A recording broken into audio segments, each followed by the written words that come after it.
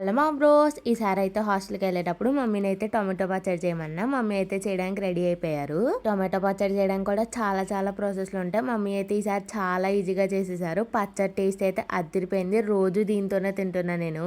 ముందైతే టొమాటోస్‌ని నీట్‌గా కడిగేసి వాటిని తడి లేకుండా తుడిచేసి ముక్కలు కోసేశారు. వాటినైతే చక్కగా నీళ్ళు ఎగిరిపోయే వరకు బాగా ఫ్రై చేసేసారు మమ్మీ. తర్వాత అయితే ముక్కలు చాలా మెత్తగా అయిపోయాయి. ఒక ప్యాన్‌లో అయితే జీలకర్ర, ఆవాలు, మెంతులు బాగా ఫ్రై చేసేసి వాటిని పౌడర్ చేశారు. అలానే బాగా ఫ్రై అయిపోయిన టొమాటోస్ని కూడా మిక్సీ పట్టేసి పేస్ట్‌లా చేసేసారు.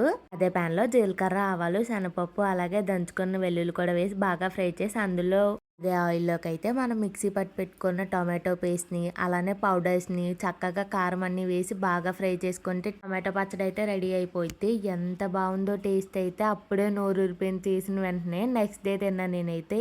టేస్ట్ అద్దిరిపోయింది. చాలా బాగా కుదిరింది టొమాటో పచ్చడి అయితే. అదే మరి ఈ వీడియోకి బై గాయ్స్.